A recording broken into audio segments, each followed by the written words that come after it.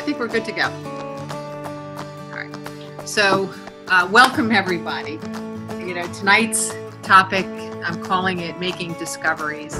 But what it really is in the larger context, I'm using an informal title for this series just called Spirituality 101.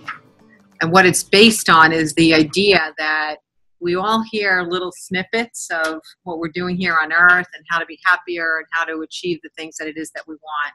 But we very rarely hear how each slice of our lives, how each happening in our life fits into our entire lifespan here, but also into the context of our soul's journey, in between lives that were in the physical, and so on. So I want to bring you a global, universal, eternal understanding of what our journey is all about here, okay?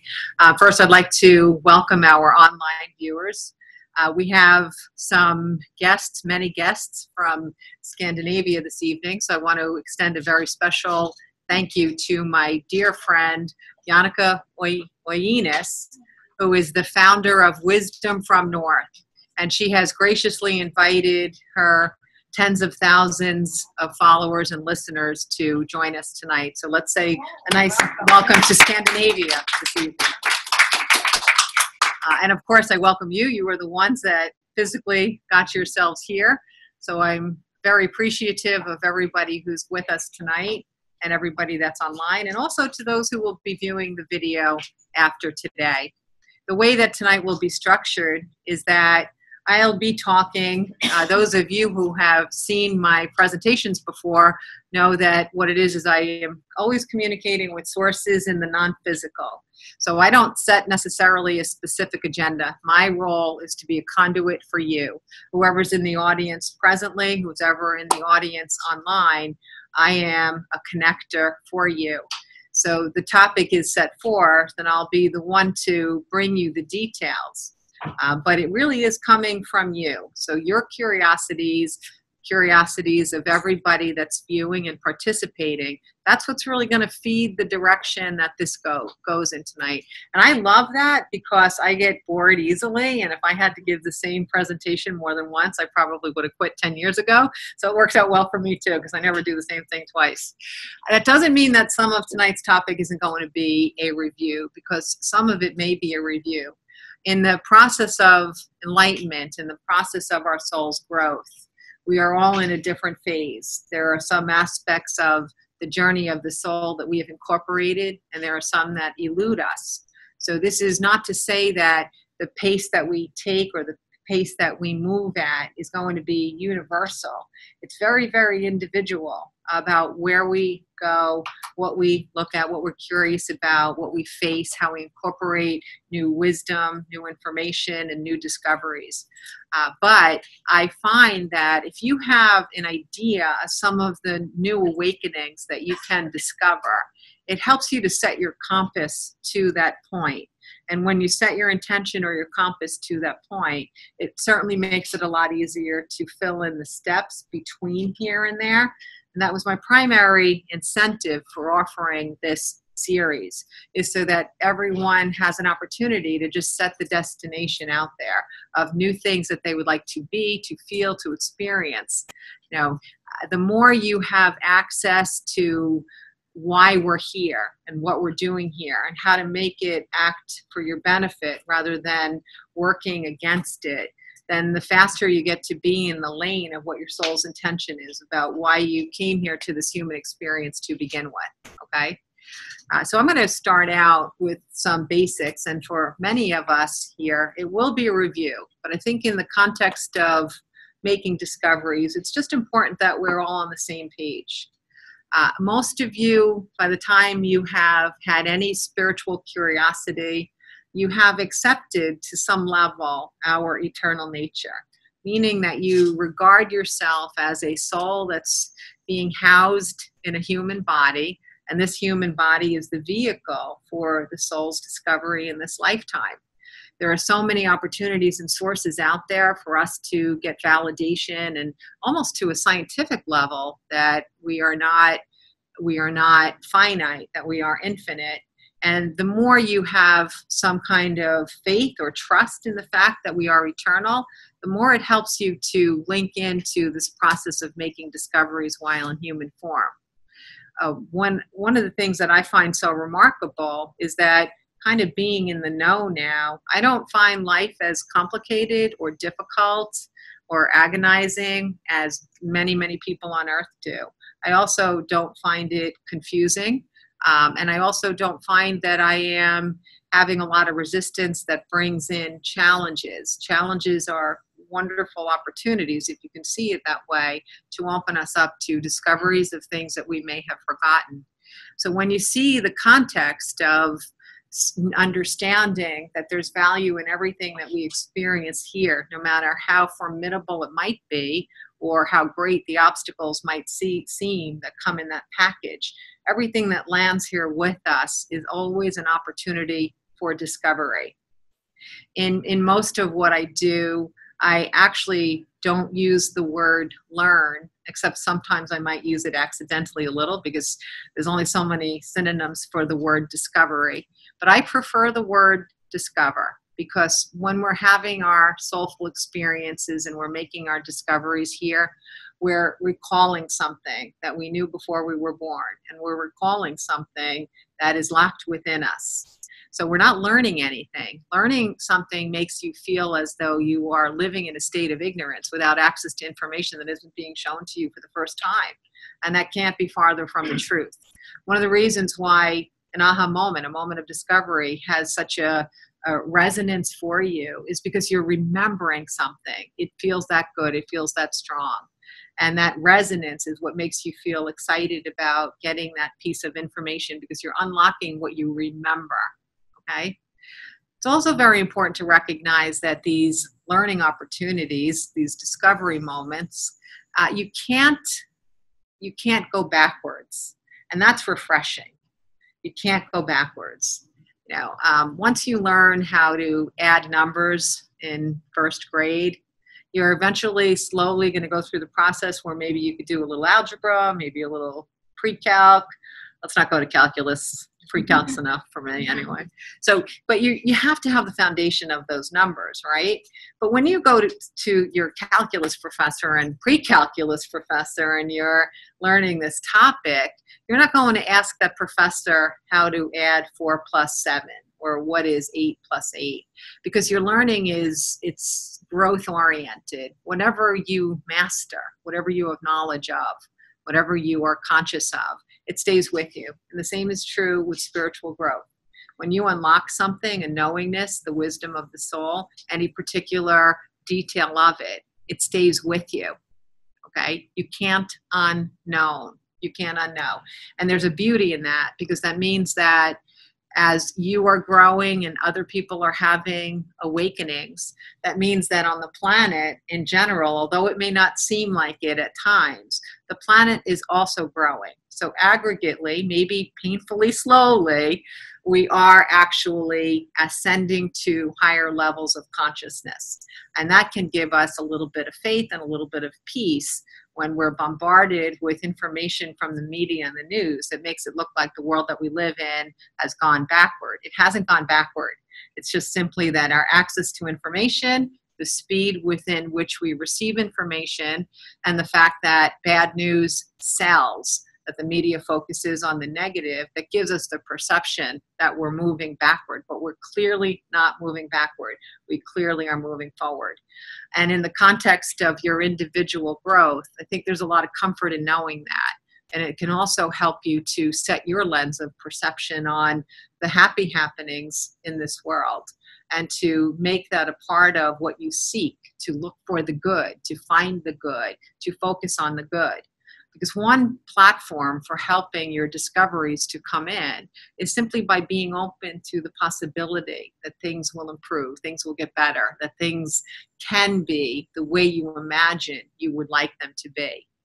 So understanding that we're accelerating our global enlightenment can help you to feel as though this is a worthy journey for you as an individual, okay? So that's something very important to know. I want to give you the context of why this topic is so meaningful for me personally. Basically, I had no access to any concepts that were spiritual until the very first time that I was aware that my consciousness was in two places at the same time. And that occurred for me on the morning of 9/11/2001.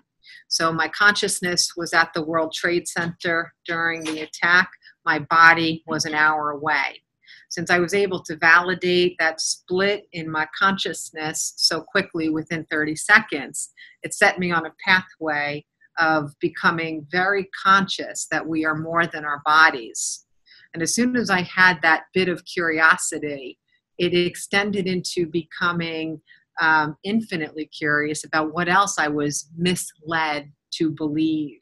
You know, what else is magical or interesting or infinite or unexplained, or at least unexplained to me in this human journey. And that curiosity sent me on what I perceive as almost being a scientific exploration of the journey of the soul.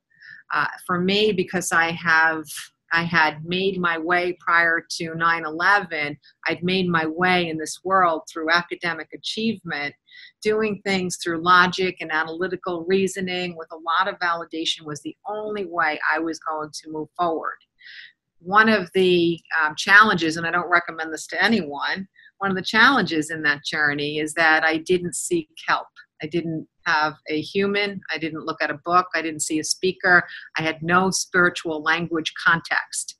So I did it by myself. I didn't have someone helping me set a destination or set a compass point for where I could direct myself to. So what I like to say is, looking at it in hindsight, is I experienced accidental enlightenment. It was purely accidental. I didn't know what I was missing before I hit each aha moment, and I didn't know what I was missing before I hit the next aha moment. I had no one telling me what was possible. I didn't know what the aha moments were. I didn't know what enlightenment was. I didn't know what ascension was. I didn't know what spirituality was. So what would happen to me is, through experiential acknowledgement of my new awakenings and the discoveries of what was locked inside of me, and then getting proof after proof after proof of our eternal nature, and understanding and accepting how this infinitely wise universe is supporting us all the time to remember our soulful wisdom. That's the way I started to understand that there's something going on. I thought I was just sorting out my personal story of the pain of my childhood and reimagining that story and getting a new perspective about it. What was releasing me from pain. But now I can see, looking back on the journey, what was more releasing me from pain was removing any of the misbeliefs that I had, that we are always told on earth about the limits of the human experience. You know, all in all, we're basically kind of told that we're not enough, we're not powerful enough, we're not good enough, we're not strong enough, we're not wise enough. Whatever it is that we may be pursuing, or whatever our culture or our families or our religion or our education system in our community values, if you don't meet those milestones, if you don't reach those success markers, you are being given messages, overt and subtle, for your entire life, that you are not enough. Being not enough, or believing that you're not enough, is what separates you from being able to unlock that infinite wisdom that we have within us. So part of the journey here is to remove that misbelief, to get back to being connected to what is your soul. Let's talk about that first. What is your soul? Okay. I did want to also mention that throughout the night, periodically, I'll pause and I will take questions from those who are online. I have a chat room here, and I will also take questions from you. Okay. So I'll let you know, and we'll be able to chat it out. Normally I like to do this where you just raise your hand and you interrupt me at any time. But tonight we'll just, set different times aside for questions and answers. So you'll have to remember your questions. Good luck with that. Okay. All right. So let's talk about the soul. What does the soul mean? as I understand it, and my understanding comes by journeying to the state of consciousness, or the state of place, if you want to think of it like that, where we all reside before we have human bodies. I call it the energy realm. It's a little phrase that the guides, your guides, my guides, the non-physical sources of information that I communicate with, it's a term that they coined to help me recognize it as a state of being. It's an energy state. Okay, we're in a state of physical manifestation. When we're not in our bodies, we are still in a state of consciousness. It's a different state of consciousness than here, because we're not in the physical. We are still radiant energies, and we still have the same consciousness that we experience in these bodies. So that's what the soul is. The soul is the essence of your being. The soul is, since the inception of your being as an individual spark of the infinite, the soul is love. The soul is all-knowing. The soul is infinite. The soul is creative, optimistic, free. The soul is limitless. The soul has no bounds. In wanting to grow and expand, the curiosity that fires us up when we're souls without physical form, that curiosity asks us to explore physical manifestation as a development tool for the soul's growth and exploration.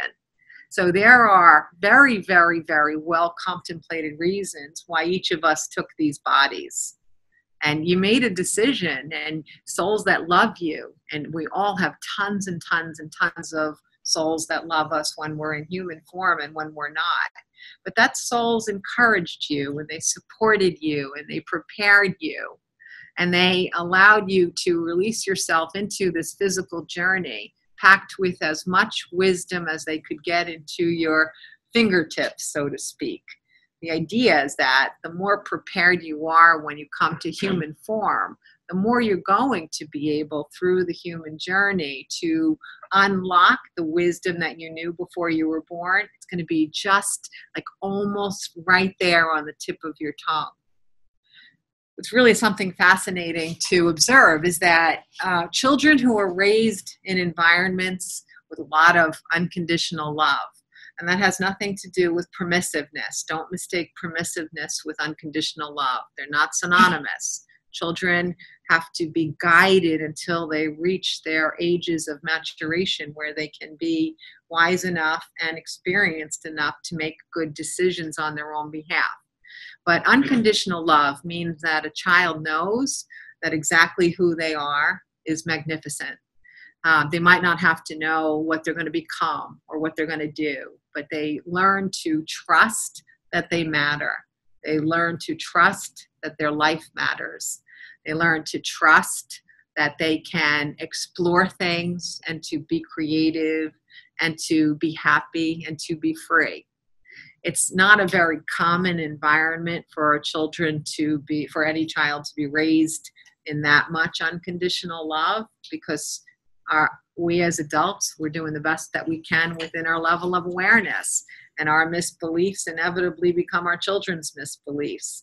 And yet, even if our misbeliefs are limited, we send these kids out into a world, and in that world, there's a lot of misbeliefs. And our kids are bombarded with those misunderstandings and those separators from the wisdom of the soul.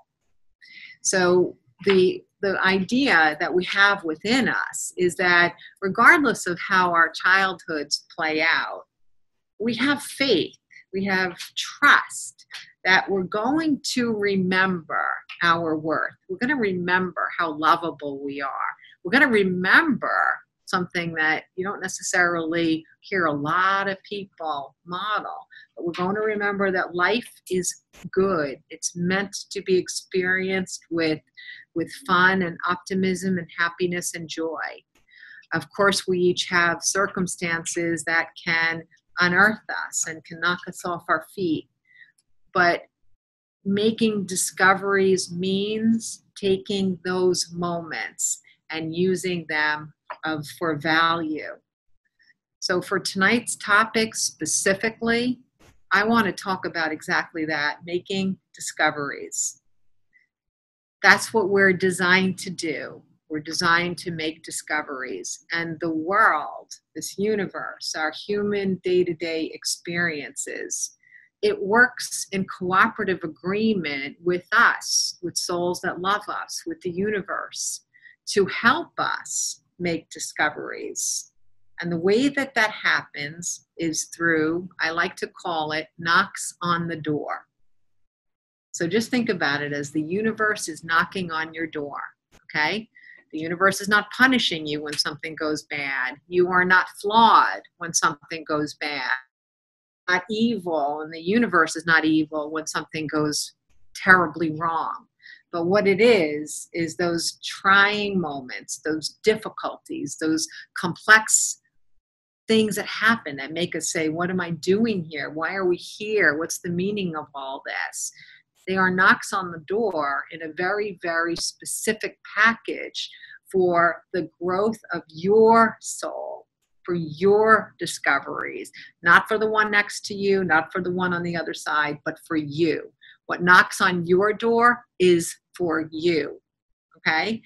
One thing I recognize is that when spiritual teachers talk about this thing called the law of attraction, they oftentimes accidentally leave people with the belief that they wanted a negative experience, that there was something within them that's negative or incomplete or flawed, so that when something bad happens, it's their fault. And nothing is further from the truth. You are not flawed. Part of this journey is to get back to remembering that you are not flawed. So then why would there be a knock on the door that seems incredibly painful?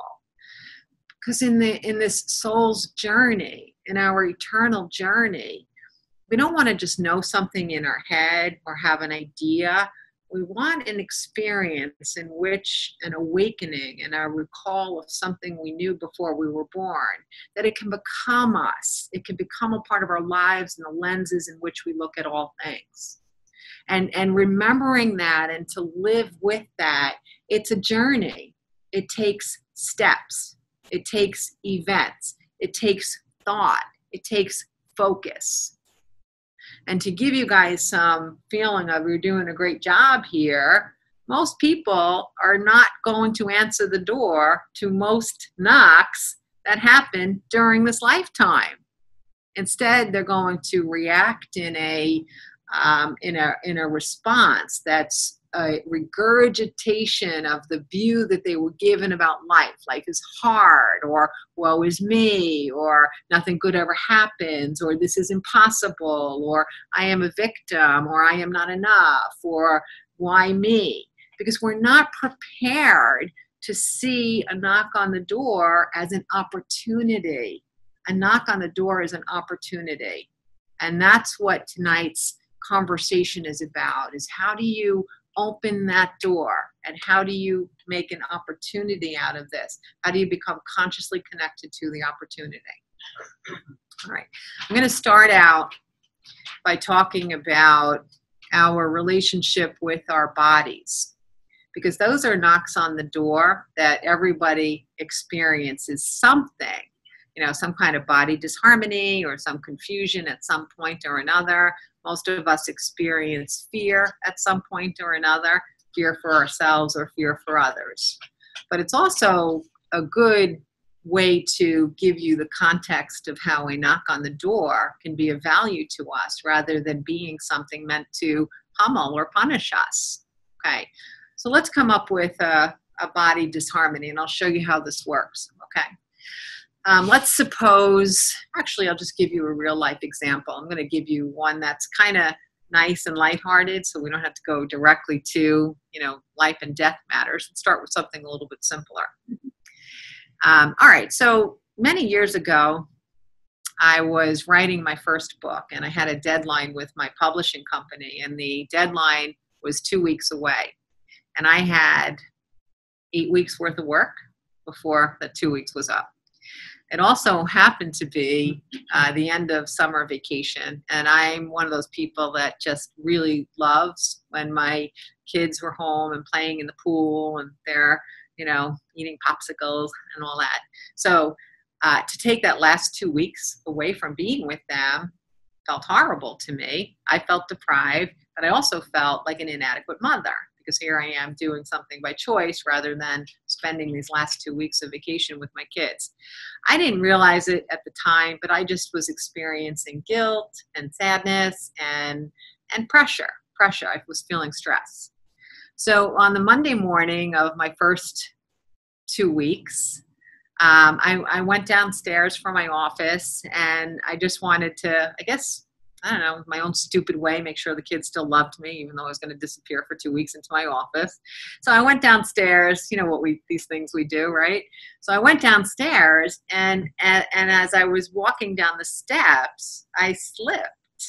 And I never had anything like this happen in my life. I actually felt something behind my knee like snap. It was bizarre.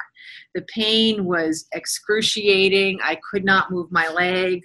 The only thing I could think was, hey, I wasn't enlightened yet. I wasn't evolved yet. All I could think is, well, me, as if it wasn't bad enough. Now I can't walk. The one thing that kept me balanced was, running a few times a week. So now I lost my opportunity to run. I was a mess. All right. So I hobbled up to my office. I don't even have time to go get this thing looked at. But the way the injury felt, it was reminiscent of an injury I'd had a really long time ago, that you go through what you have to go through, but then ultimately it takes like a year to heal before everything's fine. You know those, right? It's like you think 6 months should be enough or 3, but it takes a year. So that's what I settle into my desk with, is this idea it's going to take me a year. And as I'm sitting there, I'm in the process of learning how to communicate with guides. At that point, I always postponed my conversations until I was in such a state of pain as to be frenzied. Now I'm talking to them 24/7, so I don't even get into a state of pain. But finally, ultimately, I'm like, all right, how does this work? How does this work? This is an opportunity. It knocked on the door. It's an opportunity.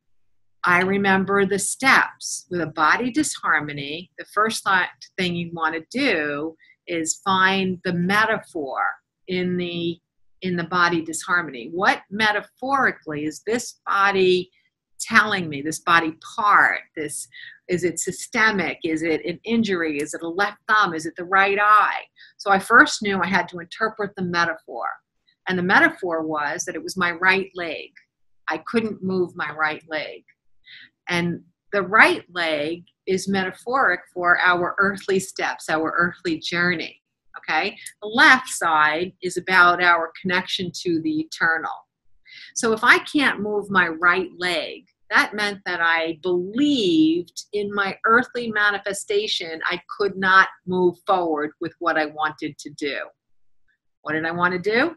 I wanted to be in the pool with my kids for their last 2 weeks. So the representation of not moving that right leg said, I believe that I can't do what I want to do. I believe that I cannot physically manifest that step. Okay. So once I got the benefit, I was like, oh, all right, step 2. Once I got the metaphor, step 2, what is the benefit of this body disharmony? I know you're popping something up in your own head. What about when my shoulder, my finger, my heart, you're going through this right now, right? You're saying, well, what's the benefit? What's the benefit? What's the metaphor? When the body is communicating with you, it's communicating very, very specifically through a body part or a system in order to help you recall something, okay? That's why the metaphor interpretation is so important. But the benefit is going to help you remember something that you forgot. Now, this was Monday morning that this happened. By Monday afternoon, I'd figured out the metaphor, but I still didn't know the benefits. I was still pissed off, okay? I was still in a state of anger. I was still in a state of disempowerment. But I did start to turn on to the idea that there's going to be benefit in this, and I'm going to figure out the benefit, okay? As it turned out, that day I was working on the book and I was occupied greatly. So I didn't really have time to contemplate it very much. And when you know it, a miracle happened. One of my girls, she was kind of young at the time, she made a cup of coffee and brought it up to me in my office. Now that hasn't happened since birth. And I'm like, what? I didn't ask for anything. No one prompted her. I'm like, that's weird. So all of a sudden, my kid brings me up a cup of coffee, a nice hot cup of coffee, and puts it at my desk. And she's like, well, Mom, I know you couldn't walk, so I thought that would be nice. I thought you would like it. And she was right. So I'm like, all right, that's pretty cool. Well, she winds up sitting on my office floor, and she occupies herself. And before I know it, her sister's like, where's that one? And she wanders in, and the two of them are playing on my office floor. And then, the third one, he's like, where is everybody? Well, they're in Mommy's office. And before I knew it, I had all three of my kids playing in my office. And interestingly, playing like quietly and fun and nice, and just having like, this was the day's plan. We're not going to go in the pool. We're not going to do this. We're not going to do that. We're just going to play on Mommy's office floor. And I'm sitting there and I'm like, wow, this is really, really weird. I put the intention out there that I should find the benefit. And the benefit was that when I was so disempowered and so guilty and pulling myself away from my kids, that the universe is like, well, why don't we just bring the kids to you? You have no more guilt because you can't move. That's what the injury did for you. You couldn't be out by the pool, even if you weren't working on the book, right? Guilt is removed. And then the other benefit is that the kids were like, there's Mommy, let's go where Mommy is. So they wound up spending a great amount of time that week even playing on my floor. So all of my stuff melted. All of that hardship that I put myself through in my head, it all melted. And by Tuesday night, and luckily Jeannie can attest to this in the back, because I like having an attorney in the room that can validly say, this is a true story. By Tuesday, I was walking. We have no idea why I was walking. I should not have been walking. That injury was too profound for me to walk. It was a painful walk, but I was walking. Within 10 days, without having gone even to seek medical attention, within 10 days, I was running again. She and I both knew that this doesn't make any logical sense. From a soul's perspective, what I unlocked was the knowingness that once I was able to interpret the knock on the door, figure out what the metaphor was of how my body was communicating with me, and then ultimately cull the benefit of the body disharmony and appreciate and feel happiness about the benefit, then I didn't need the injury anymore. So in this miraculous universe in which we live, the body disharmony could dissolve. It was no longer necessary for me to carry that. Do you follow? And during these years of accidental enlightenment, this is just one example of the things that were provided for me to get decades worth of knowledge within what feels like minutes in the scheme of things. So what I got to understand is that this truth about how the body acts as a messenger to us, a profound, infinitely wise messenger, I was able now to know that for life. And I'm able to know it so much that I can help audiences and clients. I've helped tens of thousands of people by now to understand that your body is your ally and your body is your friend. And starting out with that core kernel, that seed of wisdom, which is already within you, helps you to dissolve some of the disharmonies that you have. It helps to dissolve some of the fears about your body that you have. It helps you to become more in alignment with the fact that your body wants to support you harmoniously as an active partner in this journey. That your body's not here to sabotage you. Your body is here to keep you waking up and paying attention and being conscious. That make sense? Before I begin another topic, I talked now at a pretty good degree of having you at least understand on some level how one knock on the door from the universe can come through our bodies. But let's ask some questions now while this whole idea of body disharmony is fresh in your heads. So I'll take some online questions and I'll take some questions from you.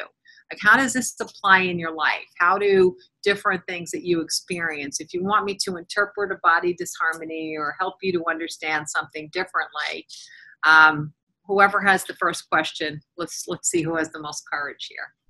Yes, young lady in the back.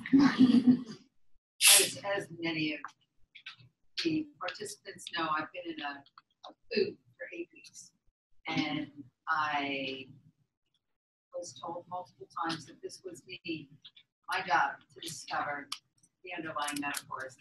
And over the last week and a half, I have uncovered an amazing amount, because I tore the ligament and tendons on either side to my left ankle area. So apparently that has a lot to do with connections, with relationships, all of which makes abundant sense. And kept going deeper and deeper and deeper. So the question is, I believe that I have discovered most, I'm sure I haven't discovered all, but I've discovered most of the metaphor, most of the benefits. I've implemented change, and I'm being told today that tears are still there. So when you said that your injury required about a year to heal, and I remember that you were up and running within 2 weeks, am I missing something that significant that it's not ready to begin mending and rejuvenating? Yeah. Luckily, I know that you were in attendance at one of my Enlightenment Power groups when the topic of the entire night was the topic of surrender. That's probably going to wind up being a very extensive topic that we talk about in this series as well. But one of the challenges that we have, and I think we're kind of encouraged to do it, is that when we have a problem, this universe, or this world, this human world, I should say, not this universe, but this human world kind of encourages us to attack the problem. That means focusing on it a lot, seek solutions, go to new people, get new opinions, look up answers online, contemplate it, think about it, and all this. So one of the things that we're not told very often is that you also have to give problems, you have to give them space.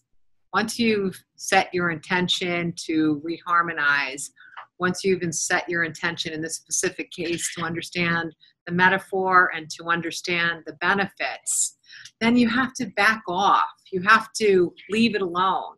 You know, maybe not go see another expert, not get another opinion, not pay attention to the pain. It's almost as though it just has to be left alone.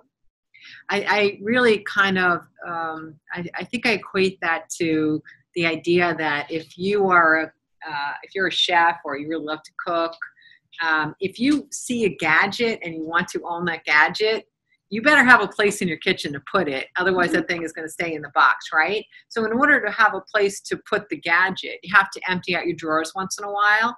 It's making space for the remedy. It's making space for the new concept. It's making space for the new way of being. And so you just have to take a break. You have to take a break from worrying, focusing, pain, solutions, and everything. And it feels really, really counterproductive to do that, to stop pursuing the solution. But that's oftentimes when the solution finds you. Okay? Finding a solution to something that creates disharmony for us, it actually can keep us in a state of pain because we're actually intentionally looking at what we're lacking rather than what we want. And when you're looking at what's not working over and over and over again, it doesn't make room for the thing that it is that you want to come in. Okay? Another way to, this isn't specifically to your question, but just in general, being prompted to say it, but another way is that as you are in the process of dissolving a challenge or correcting, reharmonizing a body disharmony, you also want to cull the moments of success. And when I say cull them, that means pay attention to them, write them down, celebrate them. So every milestone of success, celebrate it. Because if you aren't allowing for the appreciation of your progress to come in, and you're focusing your attention on what is not yet resolved, it makes your energy go more to having what you don't want rather than having what you want. Okay? Does that help? Okay. Anyone else have a cool? Yeah, every now and then I know that, and luckily she knows this process. I might answer your question, and I'm going to answer your question, whoever's asking it, but I'm going to throw in a bunch of answers for people that are asking questions. That's the way that it works. I think, Terry, you really saw this in the city last week. We did at my Enlightenment Power Group in New York City, we did only questions and answers, and we would have one person ask a question and I would answer 9 people in the room's questions. It was unbelievable how everybody walked out of there with virtually all of their questions answered. That's how this works. That's why I am your conduit. That's why I don't need to set an agenda. Okay? Yes. Does this disharmony also have physical ailment, not an injury? Yes.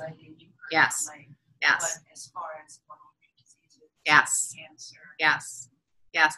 That's the reason I phrase it, and I just always term coin that phrase of body disharmonies, because it's an umbrella for injury or illness, disease, chronic or otherwise, okay? Chronic or temporary.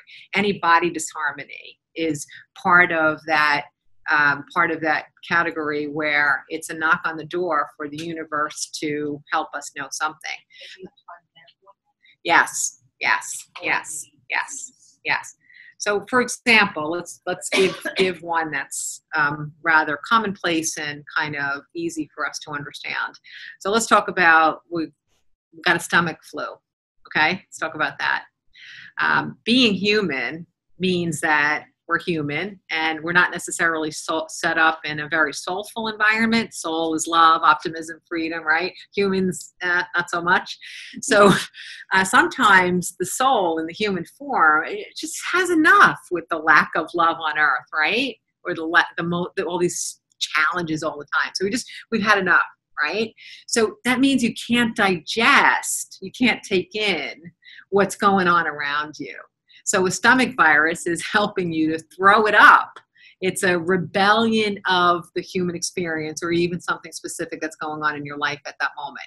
It also gives you a package for hopefully getting a little extra love or support or sympathy from those around you. Because anytime we're feeling a little disconnected from the soulfulness of humanity, we're not really experiencing it very much. It's good to get an extra dose of love from those around us, okay? The other thing it does for us is, for those of us who are hyper responsible, meaning that we feel responsible for other people's well-being, for their food in their stomach, for the roof over their head, for their happiness, for their emotional well-being, for their financial well-being, or any one of those topics, those of us who are hyper responsible for other people, that stomach bug is going to give you permission to be responsible for only one thing. That's getting to the toilet and not ruining the carpet. So you get to exit from all of this concern for other people's well-being, and you get to just focus on relaxing into yourself, and maybe even becoming conscious of something about taking time off in meeting the needs of others. Okay? I'm going to pause for 1 second, only because I seem to be getting a question that's connected to a question here. Okay. Yes, I am getting a question. The question is that I should be repeating the questions.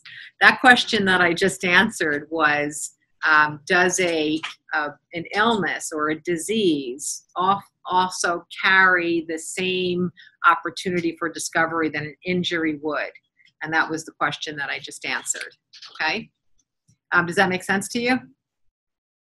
Yes. As far as the stomach, absolutely. Yes. Or migraine headache. I understand that completely. I've experienced it myself. I'm talking about something maybe a little more basic, diabetes, cancer. Yes. Yes. Yes. And I knew that you were. I knew that you were. Yeah. Diseases, but Yes. are we actually causing them for ourselves? Yes. Well, one of the reasons that I start out with this topic of making discoveries and the idea of the law of attraction to help everybody understand that you are not flawed, you're not inviting things in. It actually is the universe's, it's the universe's wisdom that's allowing certain things to come your way. So her question is, something more systemic, something bigger, something more chronic, like cancer or diabetes or another kind of disease that's longer term and more invasive. Invasive is the word that you used. Let me just double check here. Okay. So the answer is that yes. I said earlier, I was started out with my injury as a way to describe this, because in the scheme of things, I know I made it sound like a really big deal, because it was to me at the time. It was very appropriately a big deal for me at that time, however many years ago, 10, 15 years ago, whatever it was. But in the scheme of things, that's really no big deal. So I started out with something light so that we could just see the process of interpretation of the metaphor and how we cull the benefit and so on. With bigger situations and bigger illnesses, it's a bigger process, which is why I started out with something a little bit smaller. Not only is there a metaphor in that exact dis-ease, whether it's diabetes or if it is Crohn's disease or it is cancer, not only is it so specific, the package that the illness came in, but it's also a composite not only of what we might have separated from the wisdom of our own souls, the things we knew when we were born, but it's also a composite of our aggregate collective consciousness. One of the things that humans do, especially in our country, is we set you up with the belief that you are vulnerable, that you will experience illness, that every day you feel healthy. You have to thank everything there is that you could thank for that one moment of good luck. Because, wow, you got a free pass for a moment, an hour, or a day, or a month. And then you sit there and you wait. What's going to knock me down next, right? Because that's the way we converse. We're very, very disease-oriented. Some people don't get any attention unless they're sick. Pharmaceutical ads are constantly telling you that you are ill, you're vulnerable. You are constantly told awareness information. Be aware of this disease. Be aware of this disease. Watch for the symptoms. Watch for this. We're trained to believe that we are going to be sick. Okay? So I don't know how anyone is supposed to get through this lifetime alive just because of our culture. It's not happening. So the first part of a systemic illness or a chronic illness is just that we want to start to connect with the idea that we can be healthy, that we can opt out of this bombardment of information about us being unhealthy, about disease being so prevalent and scary and sometimes invisible and so on. We want to start to opt out of that.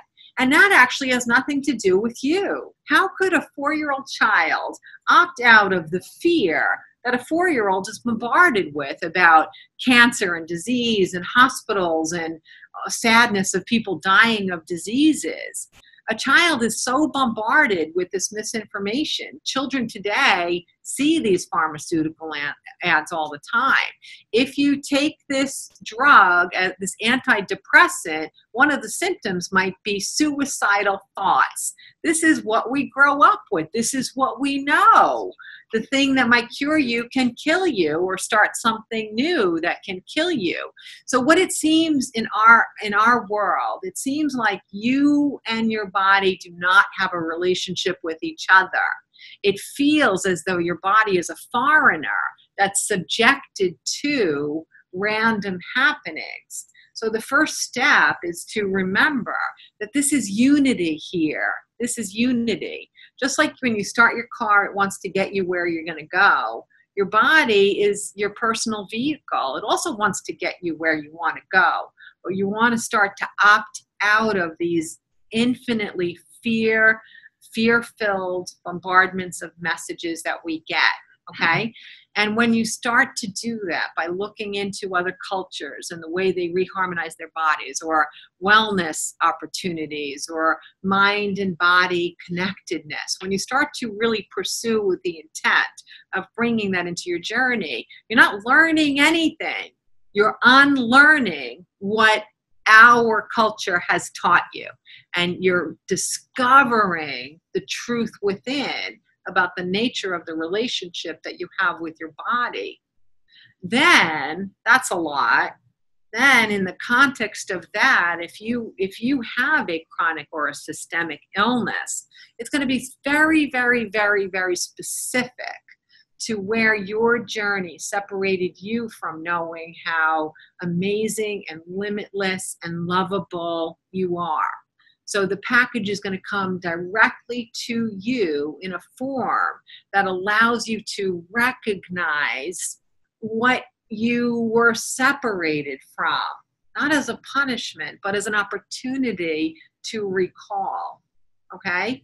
I would not be able to say the things that it is that I say unless I concentrated for years and years and years on reconnecting my relationship with my body, because I was typically sick. I was typically injured. I was typically experiencing body disharmony. I thought it was normal. I thought it was the way of life. I thought that it would always be that way. I had fear every time something happened in my body that I couldn't explain. So I think that that's a more typical way of being than the way that I am now.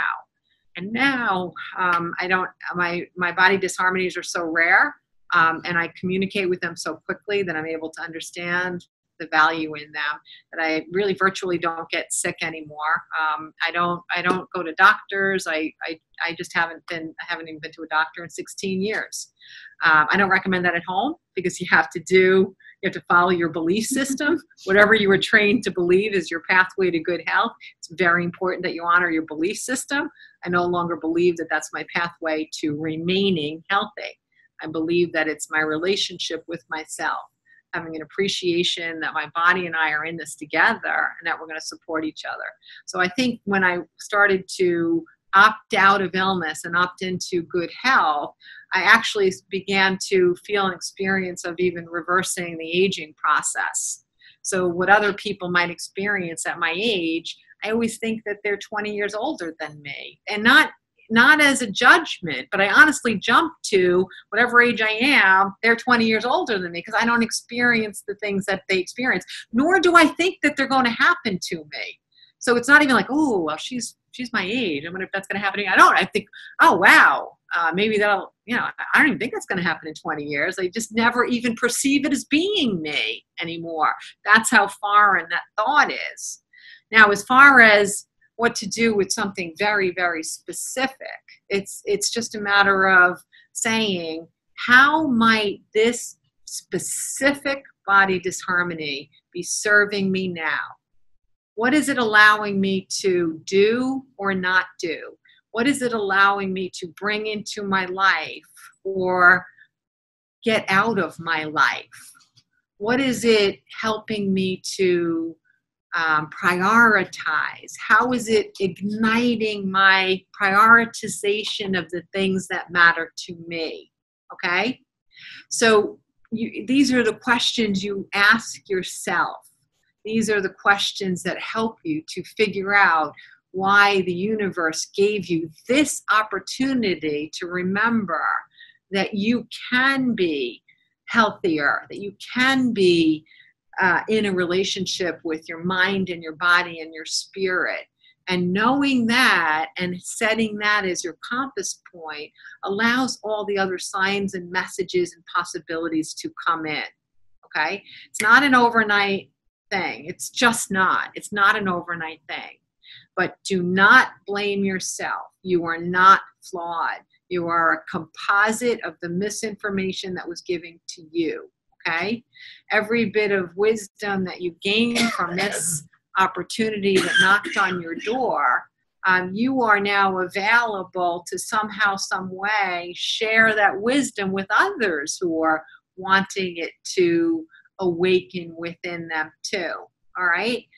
And even that part of it, it doesn't mean you have to go stand on a platform somewhere and sing your own wisdom and tell everybody else to opt out of illness and opt into good health. And this is how I did it. And this is why.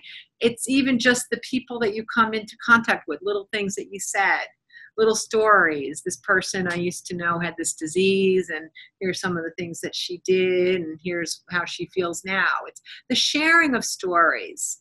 Some way we can compensate for all the misinformation out there about us being sickly by telling and sharing stories about people who heal, people who reharmonize, exciting developments of changing focus or exercise or diet or living within an intuitive understanding of what our bodies are asking us for. Okay? Does that help a little bit more? Okay. And then I also believe that even if this is just a seed of possibility in your mind now, as it was for me when I started, it was only a seed of possibility. I was not living it. And I beat myself up like crazy every time I got sick after I knew the seed, right? But when you have the seed, it can change your language with younger people, so that we don't set the next generation up for disease. Do you follow me? So even if you're still working through your realizations and your dissolving of the body disharmony, there's already value to those you meet if you're not going to keep repeating the same stories of strife with others, okay? One thing that's important to remember in our culture, we don't make life easy for ourselves, and we don't make life easy for each other. Is that true? Right? We really just don't. We don't even think that we're allowed to do that, because you're not good enough if you're not suffering or hurting or feeling pity or compassion for somebody. That makes you a good person if you suffer. So we don't say, hey, have a good day, play, go see the sunrise, just do things you like. Why don't you, paint for a few hours instead of making dinner? I mean, this is not our language, right? So as long as we believe that we need to suffer in order to be worthy people, then body disharmony helps all of us, because it's the one way we can get love. It's the one way we can get to free ourselves of responsibility. It's one way where the attention that we might be able to get or elicit feels like we are worthy and we are important.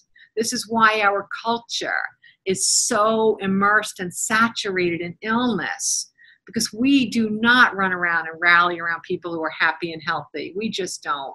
We don't. The only people that get our attention is those who are down and out. And as long as that's the conversation that's going to get you attention, then that's going to be the vehicle that we're going to collectively use. And the bigger the problem, the more attention you can get to compensate for maybe not having had enough love and support and unconditional belief in you and your life. Maybe you're taking on too many responsibilities for too many people, and this is a way to free yourself of having those burdens. Give responsibilities back to people. Do you think I'm responsible for your happiness? Hell no. I'm giving it back to you. You're responsible for your happiness. I have access to the same information as everybody on this planet. Nothing was handed to me to go through this process. What was important was that I knew it was possible. So I stayed disciplined and focused in taking the steps to get me to where I am now, and to meet the partner of the universe every time a new opportunity came my way. I did it. I didn't hand it to anybody. I did it. I did it with will, with dedication, with focus, with belief in possibility, with culling all of the beauty with each milestone that I met, and using that optimistic perception as my next path to my next free moment. But it took focus, it took dissolving the belief that life had to be miserable, and it had to reignite the belief that life is very good. We are safe, we are healthy, we are in a comfortable, wonderful world that supports us. We have a passion, we have a soul's intention. Reigniting those beliefs is part of that partnership, all right? And, you know, I have this, I coined all of these phrases, right? But there's another thing that I remind people about, and it's the, I call it bent metal, okay? Bent metal. We live in a physical environment. There's something called physical science, right? Perhaps you can understand it by the idea of the law of gravity. But within physical science right now, there are certain properties that are here, that exist, that we are working our lives out through, right? We're working through physical manifestation. So bent metal is that even though you know that your mind is powerful and you can overcome anything with your mind by letting go of limited beliefs and so on, if you have a little fender bender, you can't hang out in the garage for the next 22 years with your car and unbend the metal with your mind. It ain't happening. The metal is bent. Move on. Yeah. So sometimes that's like that with our bodies. We do have a perception, a collective perception that there are certain pathways of body disharmony that might not be reversible, okay? So what you want to do is have some kind of an intuition that a lot more is reversible than you think, but also don't beat yourself up for the ones that you still carry after going through the process of calling the benefit, interpreting the metaphor, believing that you can be healthy. Do you understand? So we're not necessarily going to be able to set ourselves up for being able to release every single thing that might be not be going the way we want it in our bodies. Someday we will, but not right now. Okay? So don't be hard on yourself. Don't beat yourself up. Always look at your progress and not what you perceive as failure. There is no failure. There's only discovery. There is no failure. There's only discovery. Okay? Okay. Yes. What if we have more than one? Like after we get one, we get another, we get another. The question is, what if we have different body disharmonies, one after the other, after the other, after the other? You know, again, it has a lot to do with the metaphor of each disharmony or injury. If they're strung together, each time one dissolves, a new one comes in. It has a lot to do with the fact that you might know in your mind you have permission to be happy, but you haven't moved it yet from your mind to your heart. It's a big deal to really give yourself permission to be happy. It's a big deal. It's a big deal. It's a big deal. You know, even in the context of religions, most of them, to some extent, they have a little bit of guilt in there, right? That happy people, wealthy people, healthy people, that there's something wrong with them. They're not doing enough because our perception is that, again, you have to suffer in order to be a good person. Not true. It's not true. What I have found is every moment I moved up in my elevation of enlightenment, I'm happier and I'm more connected to the vibration of love. Every time that happens and I have a new moment of elevation, I have a more overflow of abundance that I want to contribute. And I don't contribute out of guilt. I don't contribute out of pain. I don't contribute because I need to suffer. I contribute because I have another version that actually might be helpful to people. It's a little bit like, you know, instead of giving a village fish, teach them how to fish. If I can contribute over and over and over again a different understanding of our journey here, then I'm gonna do it as much as you guys are gonna let me do it. And I don't feel burdened from it, and I'm not suffering when you suffer. Not that I'm cold, it's just that I have such comprehension of this human experience and of these knocks on the door. Okay, let's take one more question and then I'll continue. Yes. Seasonal allergies. What would that mean? Yeah. It's kind of an interesting thing because I've actually known some people now that have opted out of seasonal allergies. Can you say that? I opt out of seasonal allergies. There are certain things that, like seasonal allergies, asthma, things that we might start to have when we're younger. It's a way we can find a little escape within the family we're raised in. Okay, so it gives us socially acceptable permission to opt out of perhaps what might be a dysfunctional family unit's drama. And seasonal allergies, you're not going to get a lot of time off, but you at least get 2 months a year off, right? And then if you know you can get that, it helps you to set yourself up for the next season almost with a clear palette. You get to paint your canvas the way that you want to because you've opted out of your family dysfunction for a month, all right?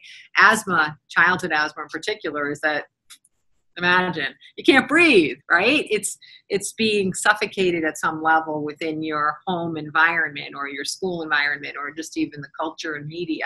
It's just a feeling of being smothered or suffocating. So these can have benefits to us until we decide that these are not necessarily things that we want to continue with or that we want to perpetuate. All right. I'm going to say one thing. I'm only going to plant it as a seed because the topic is way too big and I could easily talk about it for 2 hours. So I'm going to just state it and you take it tonight. And I'll probably state it every time we do the series. Nothing happens on earth first. Nothing. We act as if we're reacting to everything that happens on earth, and that's what's creating our reality, is what happens on earth. Our consciousness creates reality on earth. Everything that happens around us is a projection of consciousness. This is the reflection of our consciousness, individual and collective. We do things backwards. What you want to recognize is that if we're projecting consciousness, we can project harmonious consciousness for everyone. If every single person on the planet for a few minutes opted into peace instead of contentiousness or war or anything else, if we all opted in with our hearts and our souls and our being and ignited the truth of peace within us, there would be no more war or chaos on this planet. Everybody would put down their arms and their fights and their battles and take down their fences. Okay? Because then our consciousness collectively would alter the world. Does that make sense? I know it's a big idea, but the reason I'm saying this is because the concept of having inherited diseases, it's a process of collective consciousness. It's not a process of fact. Science discovers what we project. We think science is the answer, but it's just looking at the mirror of what we projected. If you grow up in an environment and your aunt and your uncle and your grandfather all had this disease and they've all had symptoms since you were a kid and they are constantly telling you you're going to get it or waiting for you to get it and you're waiting to get it, eventually our bodies are going to say that's going to happen. Not only for you as an individual, but we've been saying this for so many centuries. We all believe it now. So we've made it a fact. We've made the probability of inherited disease an experience of what feels like fact.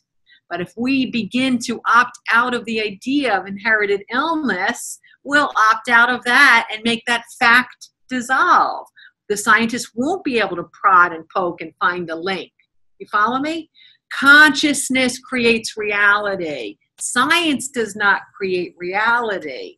Science finds what we have projected into the physical manifestation for the development of our souls.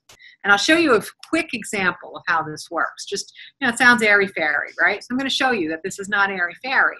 So many years ago, when most of the people in this room were younger, there was really no existence of peanut allergies. Am I correct? So what the heck happened? What the heck happened in the last 30 years? I'm going to tell you what happened. One day, a little boy dies. No one knows why. Little boy dies. Everyone wants to know why. Because it's in our innate human nature that we want to know why our child will not experience that fate. So if we can have an explanation for that death, then we feel inoculated for anything happening to our child, okay? So this boy dies, they never figure out why, and somebody says he had peanut butter for the first time that day. And then that person tells two people, and that person tells two people, and those people tell two people. Well, before you know it, everyone says he was allergic to peanuts. He died of a peanut allergy, okay? 3 months later, a little girl in the next town or 2 towns over, same exact thing happens. And someone says, well, do you remember the little boy who lived in such and such? Did she have peanuts that day? I don't know. I'll find out. Yes, she did. She had peanuts that day. Oh my gosh, peanuts cause death in children. So now 5,000 people are believing that peanuts cause death in children.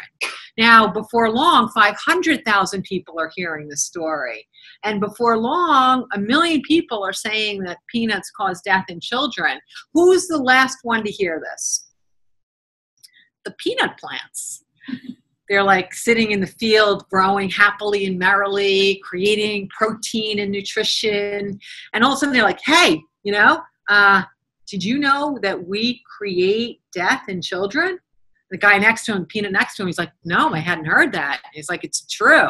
So he turns to the peanut next to him and he's like, did you know that we cause death in children? And he's like, hell no, I didn't know that. And he goes and he tells 10 peanuts and they tell 1,000 peanuts. Before you know it, the physiology of the plant alters to reflect our conscious projection. So now we can pick the peanuts and they have innately within them the possibility of creating a nut allergy in some kid that had nothing to do with any of this. But we got to see it within 10 years, where most of how conscious projection, the mirror back, it happens over hundreds and hundreds of years, so we're not able to see it. But now we can see things within moments. We can see things within moments now that we may never have seen in our lifetime. That's the universe's process of accelerated enlightenment to allow us to see how powerful we are with our thought energy, how quickly it goes from a thought to a fact. When that many people are focusing on something, an idea becomes a fact very quickly. Imagine if we took this power and put our thoughts to the positive, to building, to creating, to creativity, to solving problems, to harmony, to food for all, to peace. If we were to take that same amount of focus that we put on, you know, kids dying from peanut allergies, if we put that focus there, could you imagine how much we could change the world very, very, very quickly? The universe is our mirror. This earthly manifestation reflects out what it is that we are experiencing. It's our reflector. It's not a decider. The universe is not a decider. It's a reflector for us to see what might still be unlocked within us. Make sense? Yeah. Yeah, that's big. All right. I'm going to talk a little bit more about opportunities that knock on your door, because we've talked about body disharmonies at some length, but I also want to talk about other types of challenges that arise. But before I do that, since today is the first in the series of understanding the journey of the soul and understand the process of ascension and enlightenment, so that you can put a target for yourself to reach new places of joy and happiness and peace. What I want to go over with you is I want to go over the concept of the soul versus the human, okay? As I explained, the soul is limitless. The soul is love. The soul is eternal. The soul is bliss. The soul is unconditional love. The soul is love, okay? The human is a mess. The human is negative, filled with misbeliefs, filled with body disharmonies, always agonizing, worrying, fretting, doing all this stuff. To varying degrees, being human can be really, really, really rough, right? Some of us have it a little rough. Some of us have it really, really, really rough, right? Isn't that the truth? When you are going through the process of awakening, enlightenment, ascension, getting back to the knowledge and the wisdom of the soul, as you're going through this process, you shift from being a human being, an encumbered human being, to being the soul that you are infinitely again. So when someone seems happier, when you see them becoming happier, what they're doing is they're shifting from being encumbered with all of these masks and layers that human life gives to us. We don't give ourselves the stuff. Remember that. You are not responsible, okay? You don't give it to yourself. Other people have given it to you. But you're releasing the stuff that others have given you, and you're getting back to the state of consciousness that is your pure soul. So I want to show you what the difference looks like in actual day-to-day life. What does it look like to live as a soul, and what does it look like to live as a human? All right? Because when you look at one list versus the other list, if you like one list more than the other, you can opt into the list you prefer. If you really love the human list, opt in all you want. If you really love the soul list, then opt into that one as well. But now you know how to set a destination toward opting into the one that it is that you want. Let's talk about certain qualities. Those who live more as humans live in a state of separateness. Those who live as souls live in a state of unity. They have tapped into the deep knowingness that we are all connected, that everything and everybody is connected on some level of consciousness. When you recognize that we are all connected, it modifies your day-to-day experiences, thoughts, perceptions, actions. And when you feel that feeling of the interconnectedness of us all, it also helps you to feel freer of being separate. Being separate is lonely and isolating, but being connected to everything in the flow of energy makes you feel supported. And you recognize that you can vibrate in and magnetize in things in this experience that specifically support you. Okay? Unity, separate. Which one sounds better? Unity. All right, so far you guys are opting into soul, right? So far, one down. We're opting into soul. Let's see who the winner is by the end of the night. Okay, the next one. This is a hairy topic, but I don't mind talking about it. And again, welcome our friends in Scandinavia, because this topic will be very different for them than it is for us. Patriotism is a human experience. Globalism is a soul experience. Anyone that is demanding patriotism as an act of loyalty or respect is more human than they are soul. Patriotism is a symptom of the human experience. When this beautiful, magnificent earth was created, there were no borders, there were no boundaries, there was no fighting, there was no religion. There was only cooperative agreement and love all across the planet. The human ego chopped that up and divided it and separated it and created wars of superiority and inferiority. Patriotism is a symptom of being human. Globalism is a sign of being a soul. What do you guys say it out loud? Which do you guys opt into, the patriotism or you opt into globalism? Kind of a global fan. Okay. Humans, they say me. How does this affect me? How does this affect me? How does this affect me? How does this affect me? How will this affect me? How do you affect me? How does that affect me? How does the news affect me? How does the weather affect me? How does everything affect me? Souls say we. How will this affect us? How are we in this? How are we creating this? How can we recreate this? How can we reinterpret this? What can we do about this?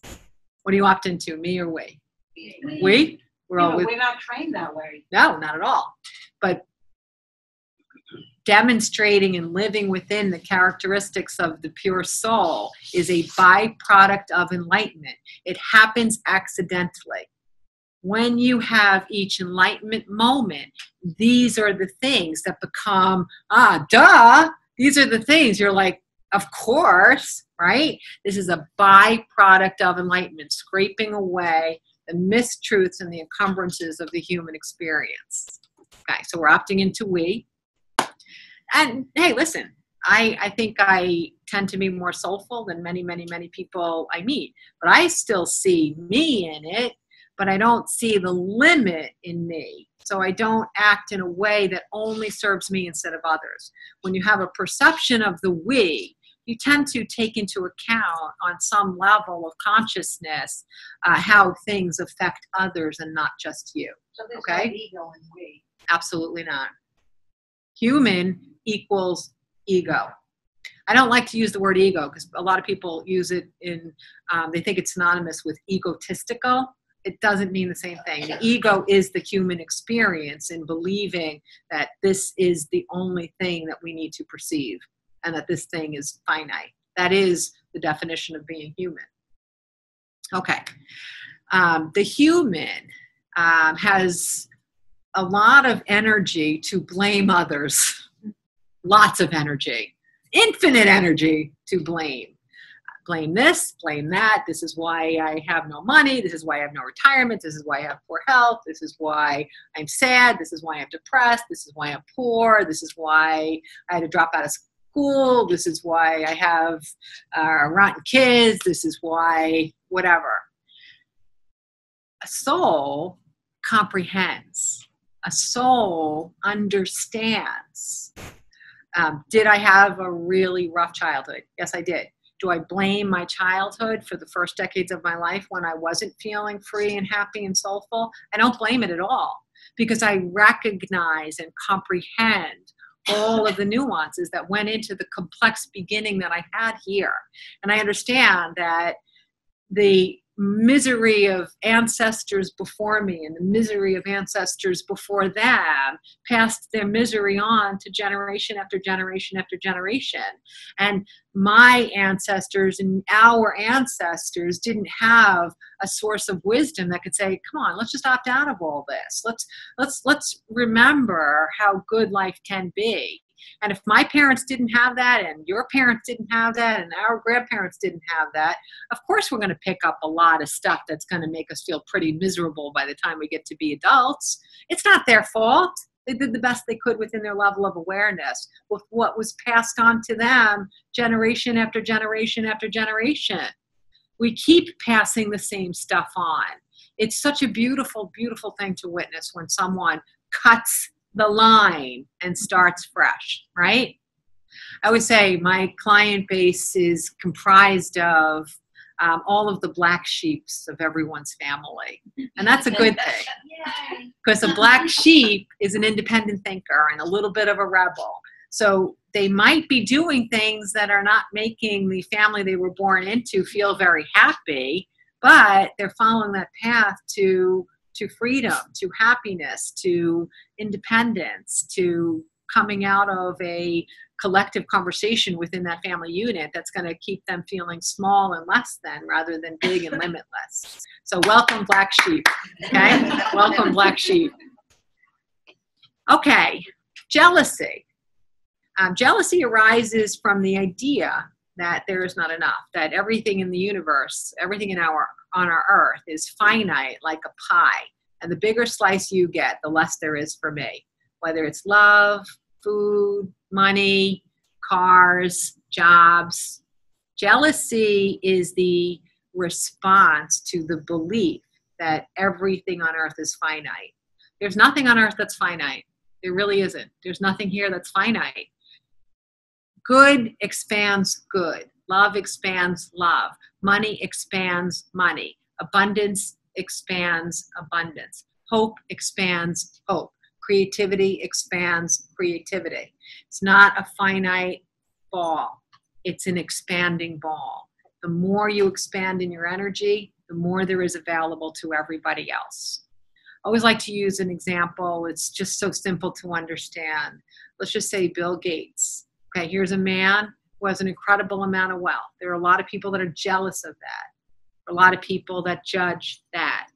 But what if we were to really track in monetary dollars the number of dollars that were generated by Microsoft? How many dollars would have been generated? How many college educations? How many bags of groceries? How many houses were paid for? How many cars? How many roadways were paved? How many banks were built? Don't even stay within the employees, but let's go to the vendors. Let's go to the support system of the vendors. Let's go to the ones that do the 401k plans for the vendors who support this. Really? It is a finite amount of abundance? Absolutely not. Abundance breeds abundance. Love breeds love. And when you recognize that, you don't need to feel jealous. So you feel cooperative and you feel celebratory of others' successes. When someone else rises, you rise with them. One of the coolest things I love about the groups that we have that we get together is that everybody celebrates one another. We champion for one another. We feel so happy when someone gets that job or that guy or that girl or that pair of shoes. We celebrate it because we don't see it took anything away from us. We just see that they let go of another mask and layer, and we feel so happy and excited for them. So we celebrate it because we're souls. We're more soulful than human, right? Okay, guys, what are we going to opt in for? Cooperation or jealousy? Cooperation. Cooperation it is. All right. Anything to do with bigotry, judgment, racism, anything to do with any form of intolerance is a human-only experience. A soul knows no judgment. A soul knows no difference between a color of a skin or a choice of religion or a sexual orientation or a gender belief. The soul doesn't know that. It doesn't know that. The soul only knows the soul. One of the things I always find, this is one of my tiny little pet peeves. Yeah, I have a couple of them. So one of my little tiny pet peeves is when I am talking to someone that perceives themselves as, really becoming, so much more enlightened and not judgmental. When they use the word tolerance, it's like nails on a blackboard to me. Okay, I'll tolerate you. Your skin color is different than me, but I'm living in tolerance now, and that should be celebrated. Okay, my phrase of the night is, hell no, hell no. Tolerance means nothing. Tolerance means you think you're better than somebody, and you're going to let them share a little piece of this earth with you without beating up on them.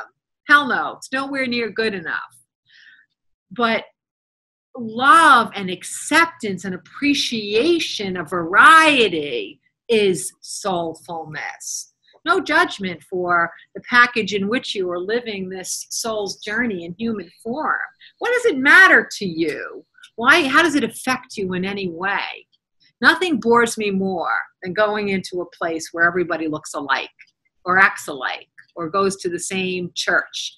I find it boring. It's very, very boring. Even if it's exactly like what I'm reflecting in the moment, it's still boring. How is the soul supposed to grow in all of that boredom? No, it's kind of cool that we have so much variety. We have so much difference. It's fun. Doesn't it make you really curious? Like, wow, what would that life be like if I were born into a female body and yet I identify as a man? What would that be like? What does it feel like? What does it feel like as a sibling, as a student, as an educator? And you just start to think. It's very, very mind-opening, right? There's no judgment there. It's fascinating. So let everything fascinate us. That's love. That's no judgment. That's acceptance still isn't good enough, but we'll accept acceptance. All right, what do we prefer? Judgment or love? Judgment or acceptance? Wow, you guys, come on. We're gonna have a unanimous side here. Okay, I'm gonna skip a few of them because you're getting the idea. But one that is very illustrative for us is in the physical, there is physical. That's the material world. Materialism is a human experience. Viewing the virtue of yourself or the quality of your life through what you have achieved in the physical or what you have not achieved in the physical, that's a human experience, okay? A soul tends to value simplicity and joy. So it doesn't mean that the physical world and objects are unnecessary, but their pursuit of the physical and the manifestation of the physical is based on joy and love and creativity and interest. So the way that feels for me is I'm now the most difficult person to buy for. Just ask anyone in my family. And why am I the most difficult person on the planet to buy for? Because I just don't have many wants. Like what do I want to own, right? Yeah, I like nice things. I'm supposed to look a certain way when I come out in front of you and, stuff like that. But it doesn't comprise my happiness. I am not happy because of my objects. I am not happy because of my objects. My objects don't really have very much to do with my happiness. There are some objects that I have owned or bought or purchased or enjoyed that are happy addendums to my happy life. And I like them. I like getting a piece of artwork and hanging it up. And when it doesn't really turn me on anymore, I like to take it down, let it go on to its next earth life, and then replace it with something that gets me all excited. And that's how I live in the physical. So I don't have much attachment to physical matter. Shopping. Not for me. Not for me. Not for me. Not for me. Not for me. No, it's. I want to get rid of that. Sometimes, like I said, it's fun because it's creative for me. I get excited. I actually get excited when people make new products that I haven't seen. Like I get excited by stuff like that. Doesn't mean I have to own it all, but it gets me excited, right? Paying $800 for something does not offer any excitement for me whatsoever. It doesn't. It doesn't offer me any excitement, as most of you know. But if my passion were the electronic world, then I would be excited about it, but it wouldn't be my happiness either. And the accumulation of high-tech stuff would be a happy addendum to a happy life, okay? It's inevitable that most of us will be given an opportunity at least one point in this earthly journey to find out what it feels like to be attached to an object, either by losing it or having it be lost in a flood or in a fire or misplaced or stolen. Most of us will have to face that on some level or another. And the purpose of it is, it has nothing to do with the object. It has everything to do with freeing you from an attachment that can hinder your freedom and your happiness. To understand that our material world is designed to be the vehicle in which we experience our happiness, not the replacement of happiness. Okay? It's not to fill a hole. It's to allow this journey to be even more fun. And it can be more fun when that's how the material world intersects in your particular journey. I have gotten simpler. There's no doubt that I have. I don't collect anything anymore. I used to have lots of collections. Collections to me now feel, for me personally, they feel more of a burden than a pleasure, right? But I do love creative space. So I like to change up my environment, whether it's outside or inside. If I can't change up my space, I don't get depressed. I still enjoy the space that I'm in, but I give myself permission to have the fun and the pleasure of new colors or new designs or new products. You follow? So I don't have resistance to the material world. Now, I think it's the cutest thing that, my son wants to live in a mansion one day, and I'm like, good for you. Good for you. That would be quite the burden for me. If you have one you want to unload, I'm gonna take it from you And I have no problem with that, because I'll find an organization that will help me to maintain the upkeep and the taxes, and I will turn it into the most wonderful retreat on this planet. So please unload your mansions this way, because I don't want you to be burdened by the material world either. Okay? Sound good? All right. The last of these to illustrate that I'll use tonight to help you decide, do you want to opt into soul or opt into human? But the last one is hate. Hate. The thing about hate is the absence of love. That's all it is. It doesn't really have an existence on itself. What hate feels like is what the absence of love feels like. Okay? It's completely disempowering. It's completely disempowering, being out of that vibration of love. But what we're beginning to notice more and more in the last couple of decades is that fear as an equivalent energy to the vibration of hate. Fear is the new hate. Fear is the absence of love. When you are afraid, find something to love. When you are afraid, find another thing to love. When you are afraid, find something else to love. Find something to focus on that you can appreciate, be happy about, be joyful about. Fear is the absence of love. That's all it is. It's the absence of love. If you want to get rid of fear, turn the love back on. Turn the love back on. The challenge with fear is that it's insidious. We promote fear within ourselves and within each other. We're constantly promoting fear. We're constantly campaigning in fearful ways. Constantly. We are not promoting fearlessness. We are not promoting harmony within our conversations with ourselves and with each other. So since fear is promoted, it's harder to opt out of fear than it is to opt out of hate. I think we have a pretty good collective idea that on our planet right now, you're not allowed to show hate. Doesn't mean they're not doing it here and there, right? Or in a big way. But you're just not supposed to do it anymore. It could get you fired. It could get you killed. All right, so we kind of say, let's not do the hate thing anymore. It's ignorant, it's stupid, it's meaningless. But fear, come on, guys.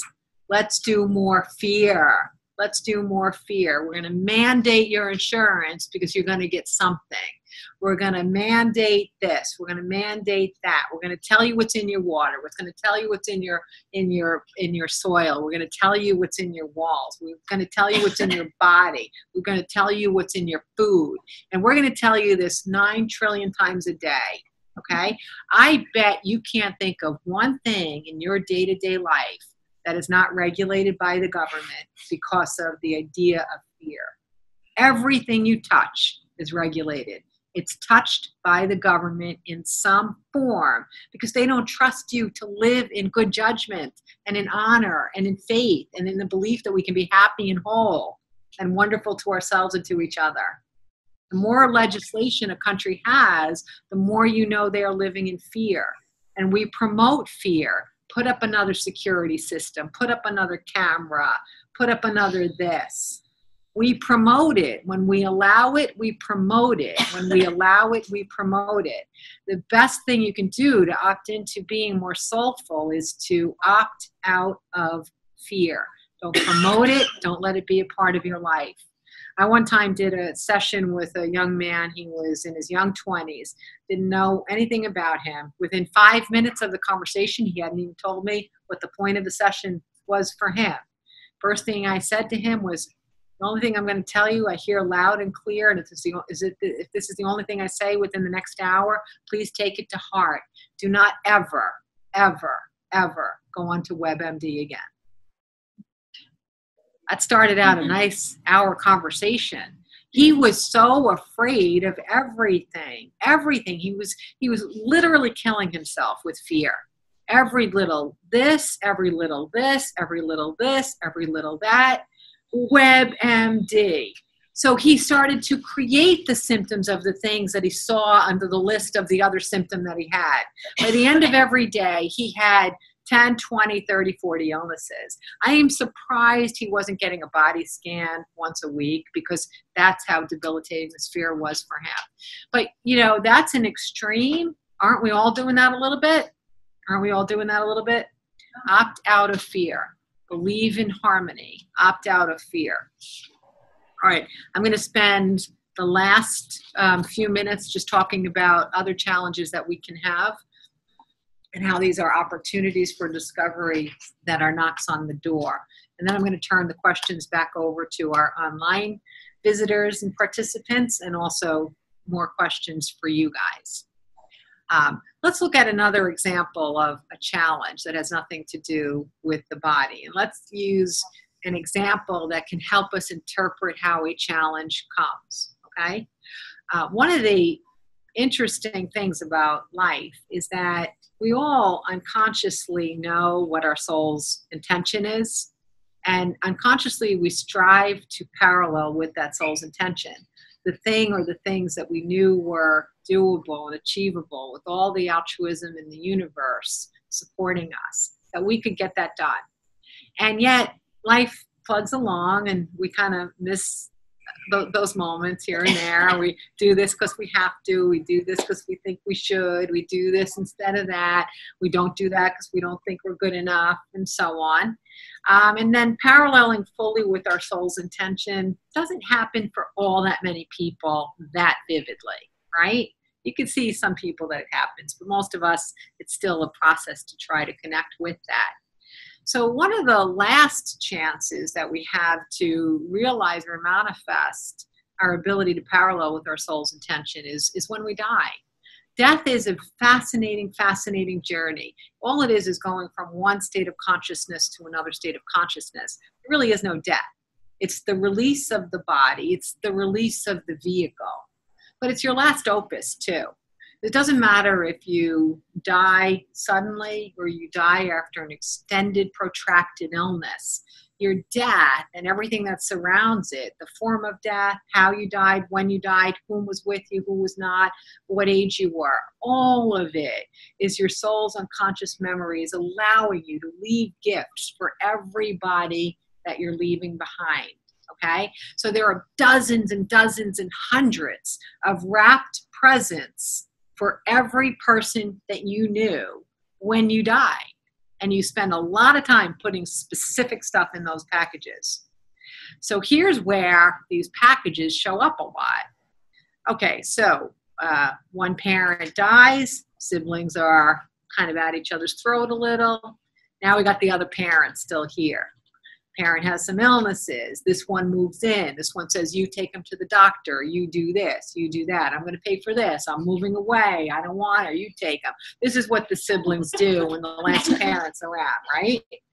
And everybody enters into this level of what they're capable of doing. All right, so now there's all this stuff. Now that parent goes home. What inevitably happens when there's this stuff going on among the siblings? What happens? Estate fights. It's all about the money. It's inevitable. It's absolutely inevitable, because the parent unconsciously knows that I can give this one last gift. I can let these people have a realization that the only thing that matters is love. So here they're given this experience where another $1,000, another car, another house could be worth fighting over, that you never communicate with your siblings ever again. So it's a choice. How much am I willing to value the material things because of my sense of entitlement, or having been overlooked, or never having gotten what I wanted, or you're a jerk and I'm not. I was good. I moved in with mommy. You didn't. You lived in Texas. I lived in that house. All this stuff comes out, and there's a sense of entitlement on that death. So it adds to estate. It brings out all this estate fighting, all this stuff. Because the knock on the door from the universe is that these kids have one last opportunity within the experience of the energy of their parents to have realizations and comprehension of what matters, what's important. Do most kids answer that knock? Not really. But usually one sibling answers the knock, and they usually come to me. And then I help them come to peace with what is really going on. I help them have realization about the context of giving and receiving love, allowing yourself to love yourself, not being connected to a view of your own worth by what you receive or don't receive within an estate. Helping other siblings who were slighted feel better about themselves, even if you thought for a moment that they should have been slighted. You know, this is the opportunity. This is a massive opportunity for growth. And that's how the universe works. All right, we got one more knock on the door here. Knock, knock. Your mom just went home. Here's some gifts for you. Are you going to open them, or are you going to leave them unwrapped until you die? This is how the universe works. And then even in the course of day-to-day business, not even with something as profound as the last parent returning home, but all the little stuff, running out of gas in your car breaking down, losing a job, having somebody move away that you liked. All of these are knocks on the door. You can experience the human reactions, as it's a good idea for you to experience human reactions. We shouldn't suppress our emotions or our responses, but work through them to find what is the benefit, what is the metaphor in what just happened. Everyone in this room and everyone with us tonight has experienced two types of people. One who loses his job and goes into a period of depression and self-pity.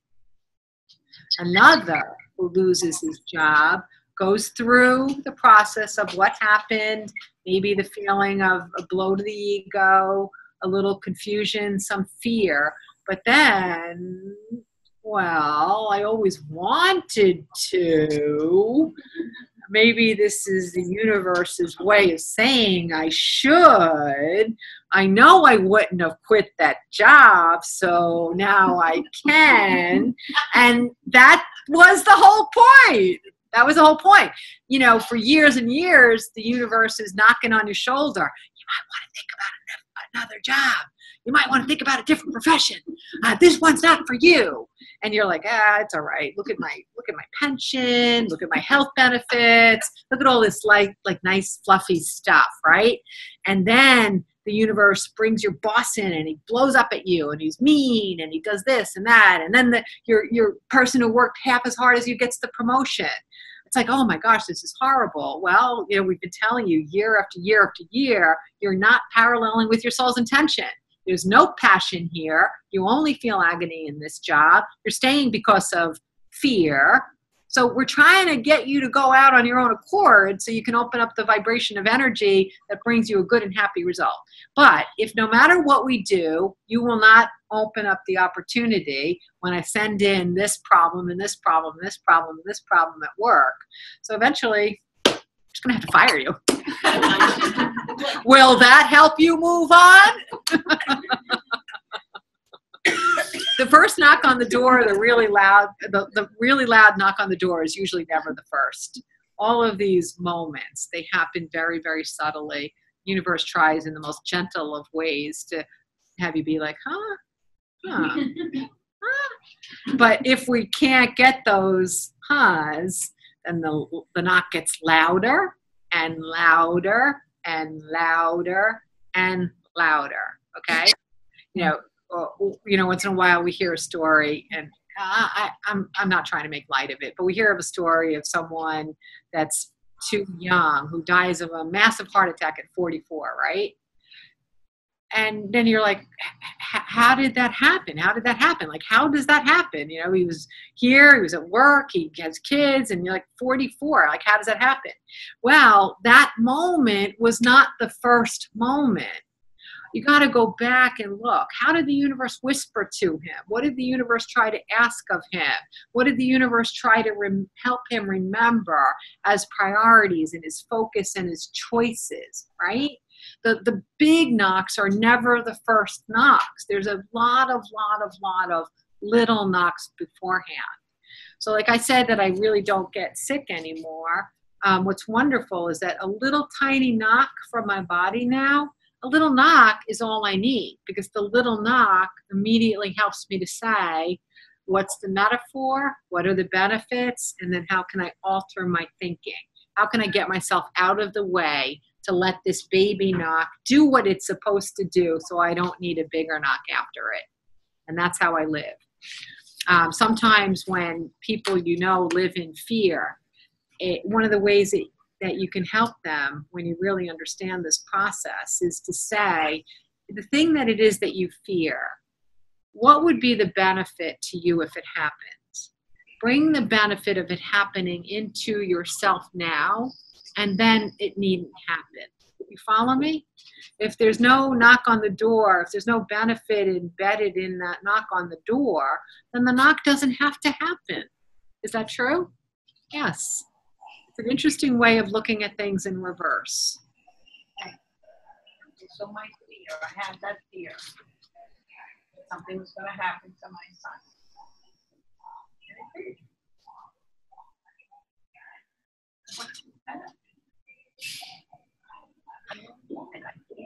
I know. What one woman is asking is that she always, through her son's lifetime, had the fear that something was going to happen to him.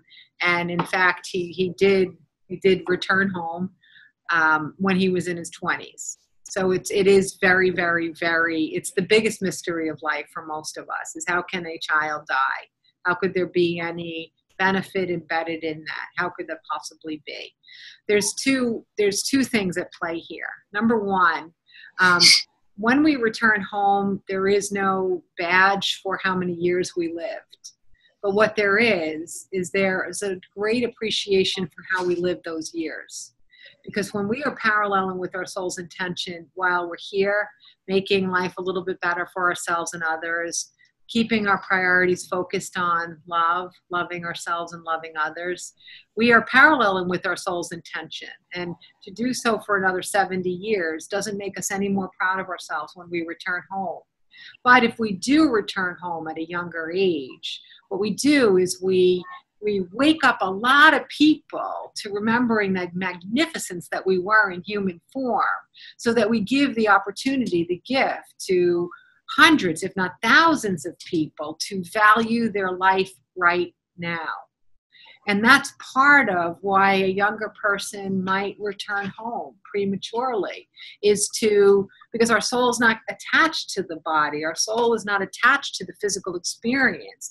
If I can demonstrate my soul's intention by being a guide to everyone that I knew, by igniting what they can discover with me leaving my body, I have the possibility of helping tens of thousands of thoughts and helping people to value life and love and honor and appreciation and gratitude and respect.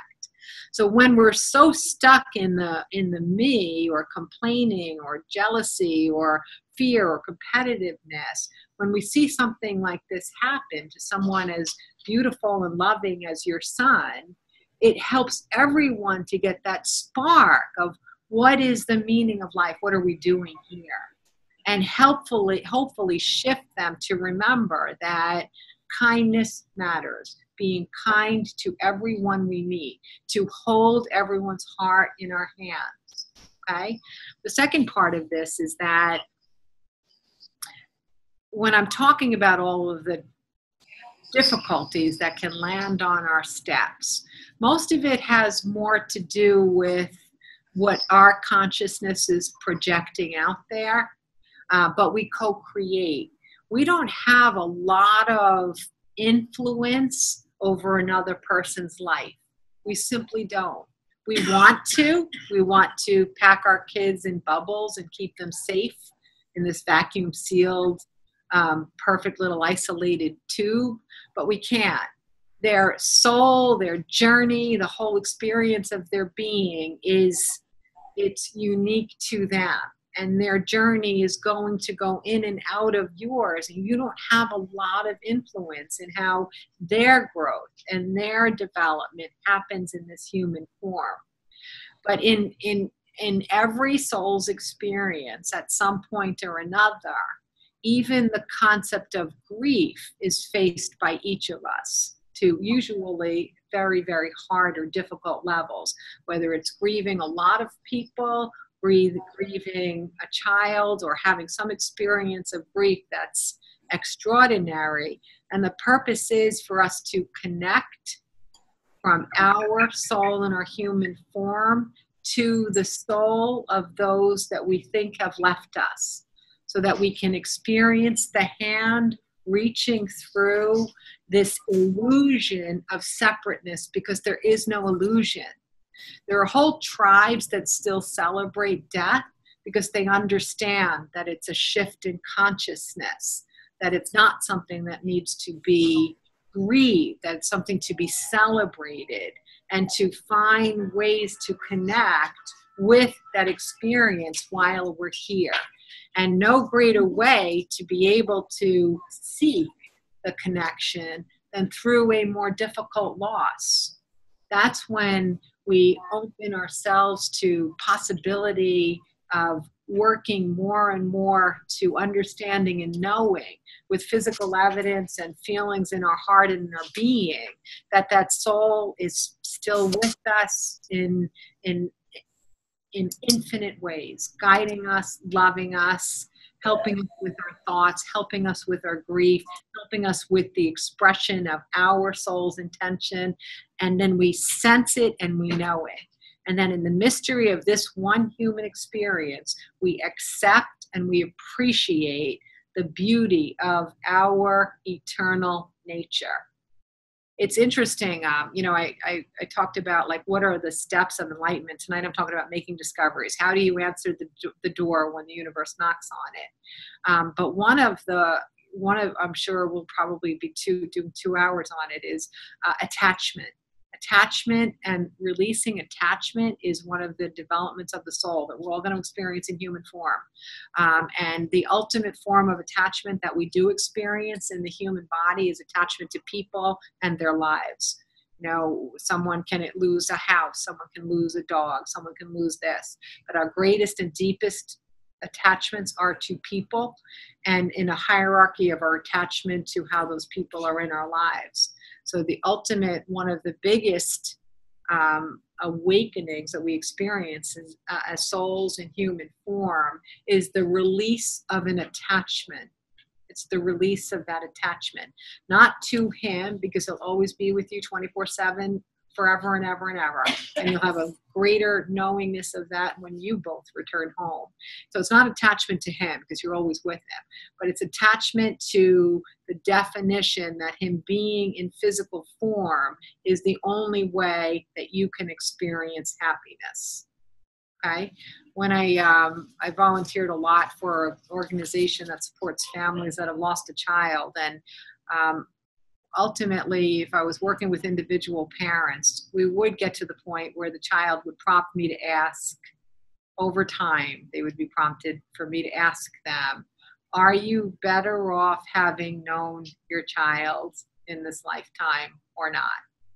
And every single person will always say yes. So if it's better to have known him, how could it be bad that you did? Right?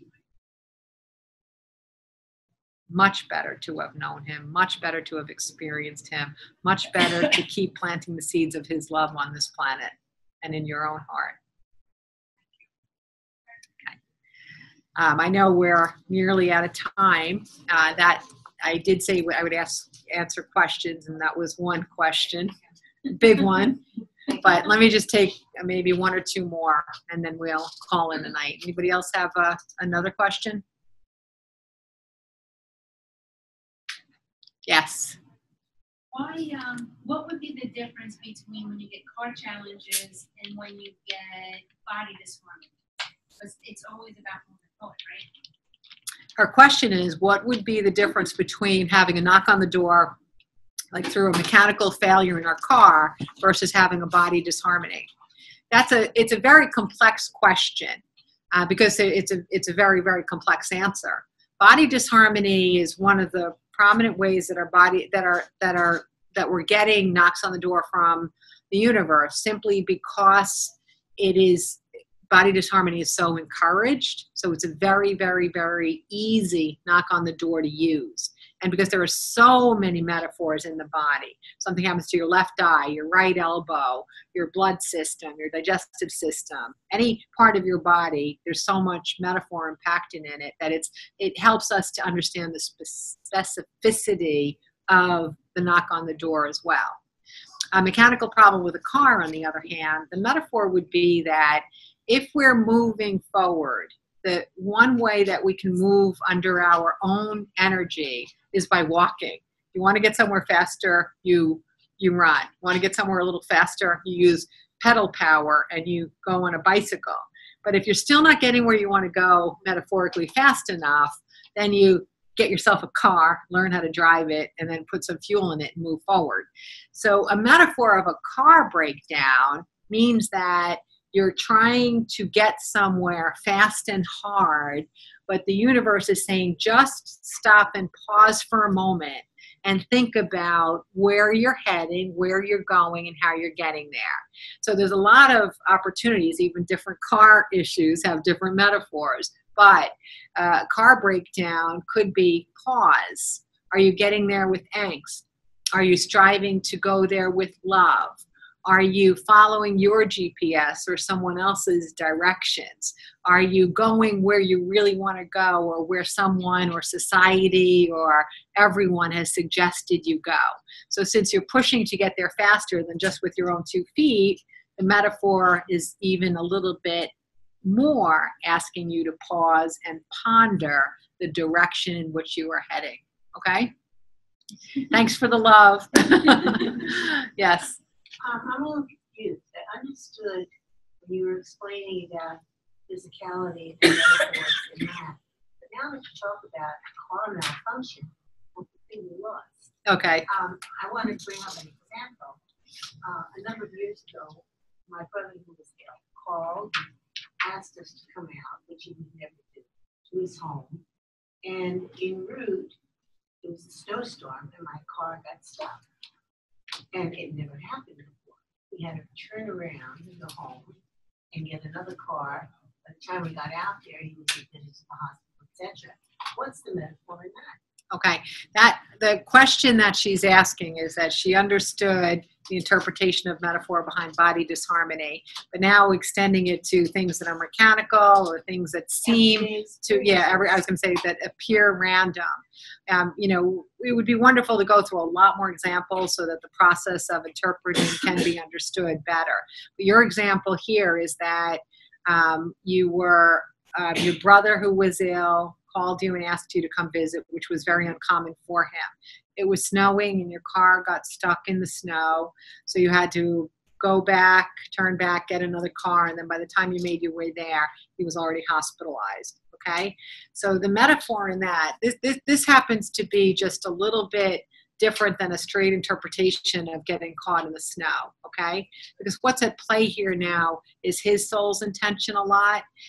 Sometimes we don't know what we need when we're ill, but the universe helps us to get something. It might be that we need someone by our side, or we need an experience of being in a hospital without someone by our side yet.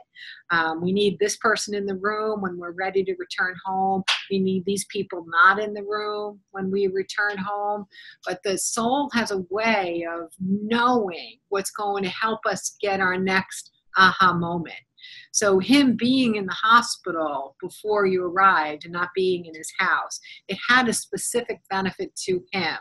He wasn't at all conscious of what that benefit could be.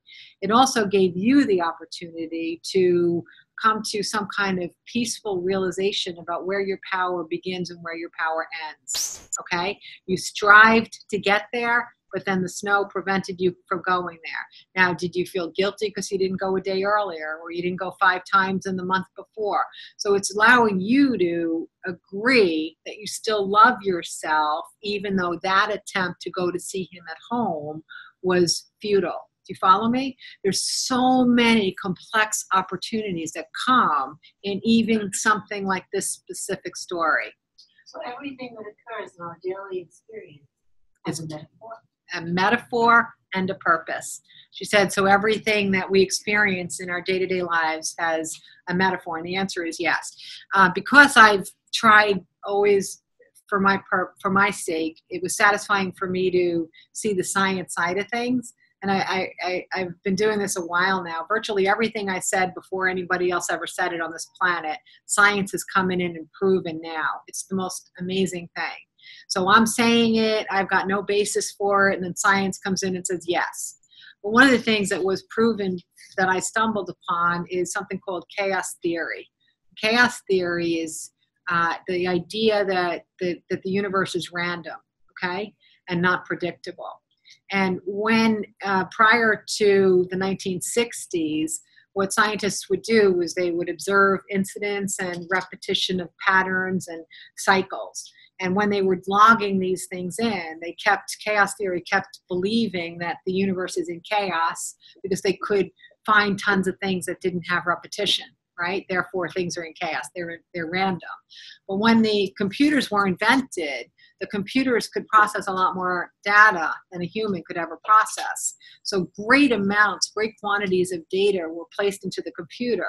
And the results were that whether it was on the trillionth trial or the billionth trial or the millionth, no matter what it is that they were viewing, everything always happened again.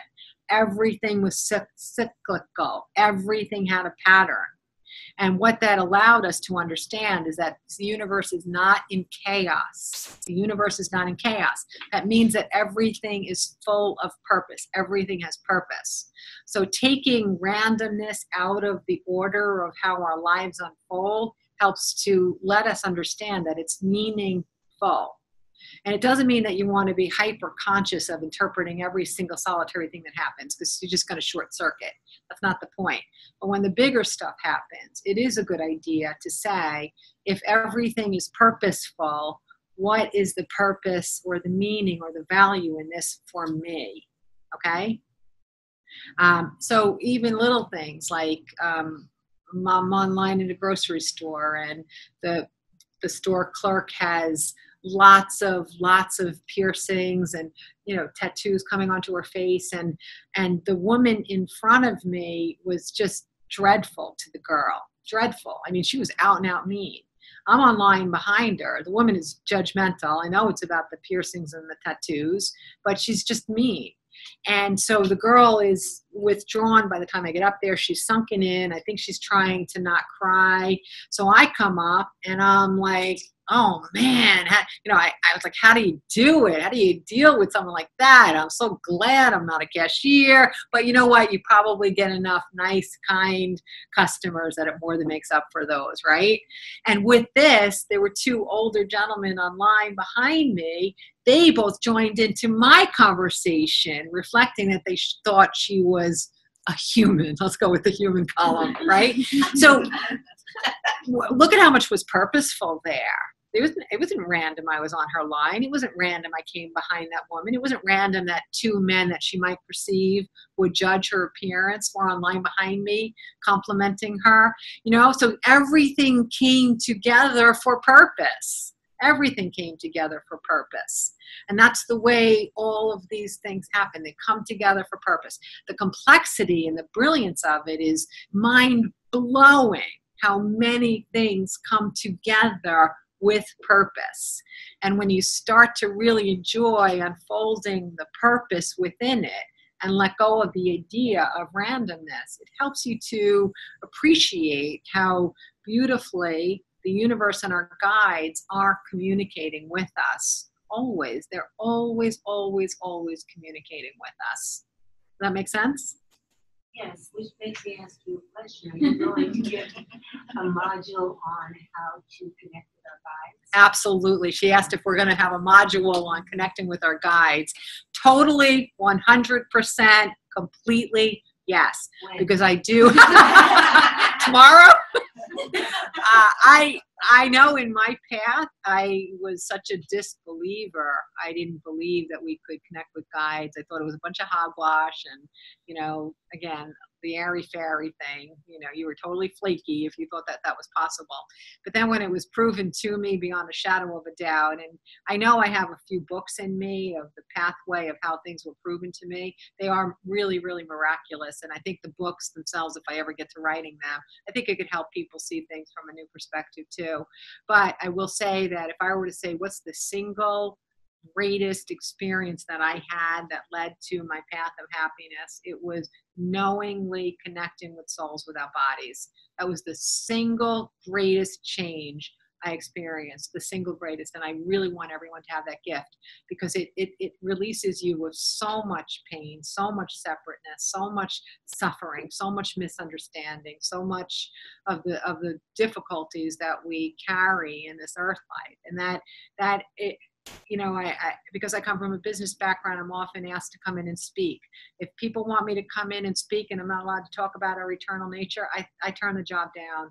There is no pathway of discovery without recognizing and accepting and appreciating and linking in to the beauty of being eternal. Okay, so yes, the answer is yes. I will have a module on how to connect with your guides, for sure, happily and often. I so much appreciate everybody coming out tonight, and I appreciate your patience. This is our first time. This is a product of me having lots of clients around the world that can't always make it to Long Island or the tri-state area to see us in person. This will help me to be able to expand my message and reach more people, and I think that I hope that I handled it in a way that you all felt comfortable and everybody online felt welcome and comfortable as well. So thank you for sharing in this first with me. And I really do look forward to seeing you all again. And good night. Your hopes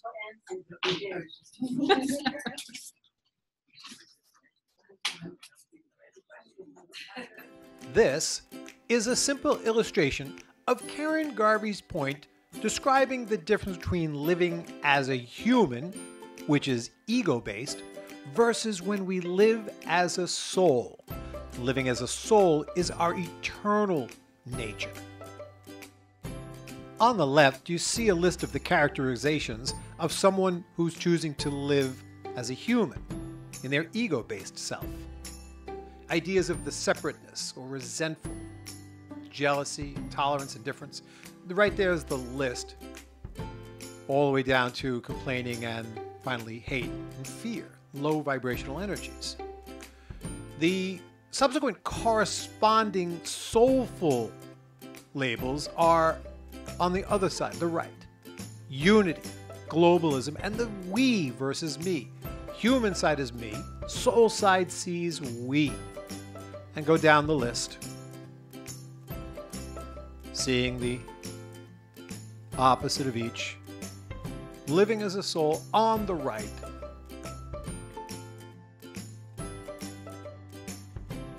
Indifference becomes empathy, compassion. Good. Materialistic is contrasted with simplicity, living simply. And of course, the opposite of hate, fear, is love. And that's the difference. For someone looking to be happy, you want to live in your human side, in the ego? Look at the labels on the left. You want to move to the more soulful, happy side? Read the columns on the right and start to spend more time, energy, and focus there.